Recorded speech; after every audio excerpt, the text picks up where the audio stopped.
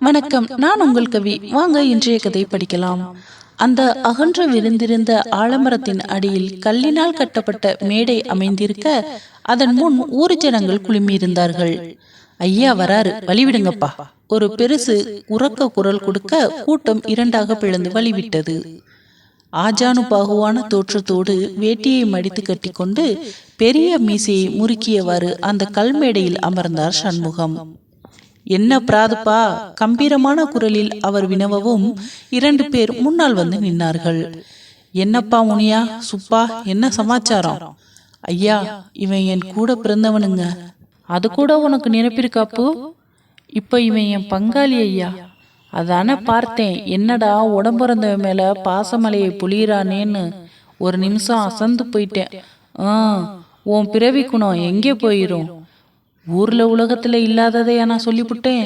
உடம்பிறந்தவன் வளர்ந்துட்டா அவன் உடம் பங்காளி தானே ஐயா. இதை சொல்லித்தானே போன வருஷம் காடு கரையை பிரிச்சுக்கிட்டு போனீங்க. இப்ப என்னப்பு புதுசா பஞ்சாயத்தில் வந்து நிக்கிறீங்க? உங்க பஞ்சாயத்தை தீர்த்து வைக்கிறது தான் பெரிய பஞ்சாயத்தா போயிருச்சு. எனக்கு வாயை திறந்து வழக்கை சொல்லுங்கப்பு. ஐயா, அவன் வீட்டுல 1 மாசம், என் வீட்டுல 1 மாசம்னு எங்க ஆத்தா கிழவி கஞ்சி குடிக்கும். அடக்கரகமே, இதையும் காது கொடுத்து கேட்கணும்னு என் தலையில எழுதி வைத்திருக்கு. மேலே சொல்லப்பு. ஆனா பாருங்க, அவன் வீட்டுல என் ஆத்தா இருக்கிறப்ப மட்டும் மாசத்துக்கு 30 நாள் தான் வருது. என் வீட்டுக்கு வர்றப்போ 31 நாள் வருது. அதுக்கு இப்ப என்னங்கிறப்பு? 1 நாள் கூட கஞ்சி ஊத்த நான் என்ன கேன சரிக்கியான்னு என் பொஞ்சாதி கேள்வி கேட்கிறாய்யா. அதனால இனிமே அடுத்த வருஷம் முழுக்க அவன் வீட்டில் 31 நாளும் என் வீட்டுல 30 நாளும் எங்க ஆத்தா கஞ்சி குடிக்கணும்னு நீங்க உத்தரவு போடணும் ஐயா. தூத்தேரி, இதெல்லாம் ஒரு வழக்கு, இதுக்கு ஒரு பஞ்சாயத்து. பெத்த கிழவிக்கு 1 வாய் கஞ்சி ஊத்த கணக்கு பாக்குற நீ எல்லாம் என்ன பிரவிடா? இந்த மண்ணில் பிறந்தவனா நீ? 1 நாள் கூட கஞ்சி ஊத்தினால் யார் வீட்டு சொத்துடா குறையும்? அது உன் அப்பனும் ஆத்தானும் வம்பாடுபட்டு வாயை கட்டி வயிற்ற கட்டி சம்பாதிச்சு வச்ச சொத்துடா. அதை அனுபவிக்க உனக்கு உரிமை இருக்கு. ஆனால் ஆத்தாளுக்கு 1 நாள் கூட கஞ்சி ஊத்த உனக்கு மனசு இல்லை. இப்ப சொல்றேன், எல்லாரும் கேட்டுக்கங்க. இவன் இனிமேல் காலம் முச்சூடும் இவன் ஆத்தாளுக்கு அரிசிச்சோறும் கறிக்குளமும் ஆக்கி போடணும். தவறினால் இவனை ஊற விட்டு தள்ளி வைக்கணும். இதுதான் இந்த பஞ்சாயத்தின் தீர்ப்பு. ஐயா, இது அநியாயமுங்க. எனக்கு இதுதான்டா நியாயம். என் தம்பிக்காரனுக்கும் ஆத்தாளை காப்பாற்றும் கடமை இருக்குல்ல. இவன் உன்னை போல பெத்தவளுக்கு கஞ்சி ஊத்த கணக்கு பார்த்து பஞ்சாயத்து கூட்டினானா? சண்முகம் துண்டை உதறி தோளில் போட்டுக்கொண்டு எழுந்து நின்று கர்ஜித்தார். அந்த கூட்டத்தில் ஒட்டாமல் விலகி தெரிந்த அந்த அழகிய இளம்பெண்ணின் விழியில் தெரிந்த வியப்பை கவனித்து யோசித்தார். இது யார் வீட்டுக்கு வந்த பொண்ணு? ஊருக்கு புதுசா தெரிகிறதே.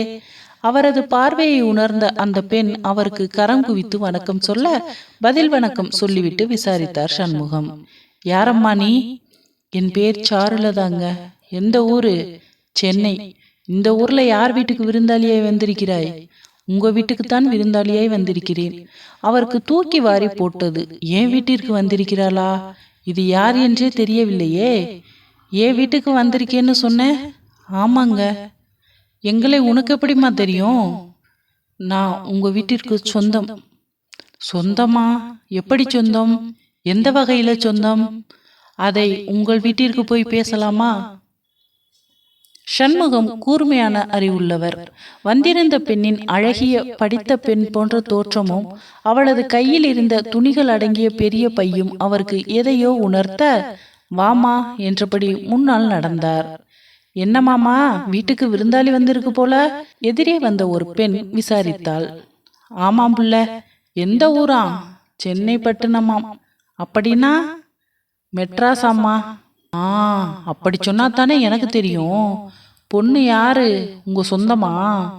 ஆமாம். அடுத்து அவர் என்ன முறையே சொந்தம் என்று கேட்டு வைத்தால் எப்படி பதில் சொல்வது என்ற சங்கடத்தோடு நடையை எட்டி போட்டார். அந்த பெரிய வீட்டின் முன்னால் சிமெண்ட் போட்ட தரை இருக்க, அதில் நெல், மிளகாய், பருப்பு போன்ற தானிய வகைகள் காய வைக்கப்பட்டிருந்தன.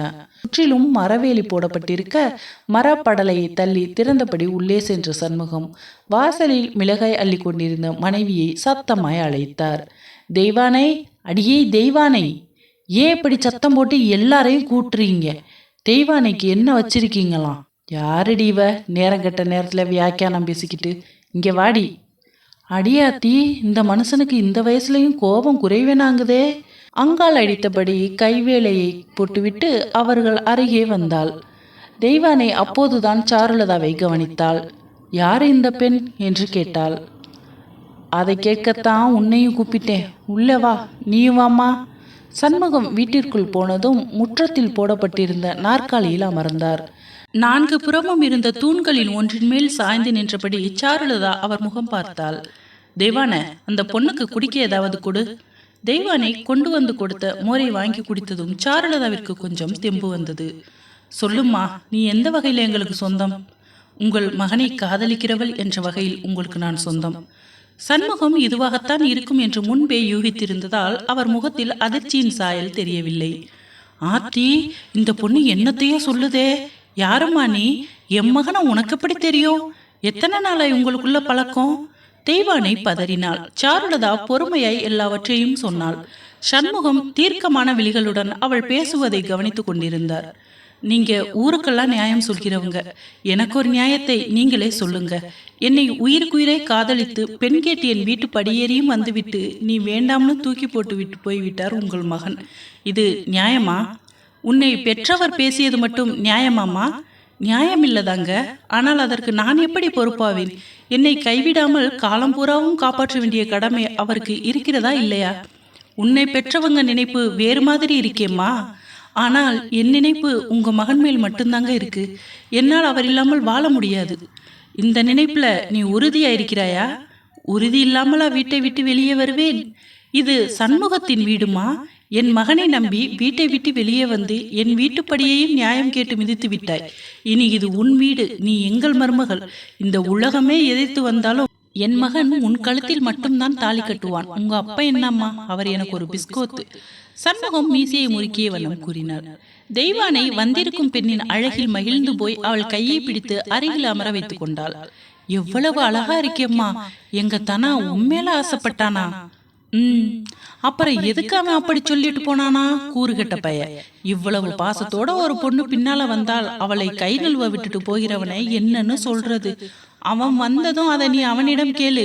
இப்ப எழுந்திருச்சு மருமகளை கூப்பிட்டு போய் குளிக்க சொல்லி துணிமணிகளை மாத்தினதுக்கு அப்புறம் சோத்த போடு. எந்த நேரம் சாப்பிட்டுச்சோ புள்ள, பாவம், பசி அது முகத்துல தெரியுது. அவசரமாய் எழுந்து கொண்ட தெய்வானை சாருலதாவின் கையை பிடித்து அழைத்து கொண்டு போக சாருலதாவிற்கு அது முன்பின் அறியாத வீடு என்றே தோன்றவில்லை. காலம் காலமாய் அவள் கால் பதித்து வாழ்ந்து வந்த வீடு போலவே அவள் உணர்ந்தாள். சண்முகம் புயலை போல் செயலில் இறங்கினார். ஊர் பெரிய மனிதர்களை கூப்பிட்டு ஆலோசனை நடத்தினார். வீட்டு வாசலில் பந்தல் கால் நட்டு கொட்டகை போட்டார். வாழை மரம் கட்டினார். வீடு விழா கோலம் பூண்டது. பக்கத்து டவுனிலிருந்து அவரது மகளும் மருமகனும் பேரப்பிள்ளைகளும் உறவுக்காரர்களும் வந்து நிறைய வீடு கல்யாண கோலம் பூண்டது.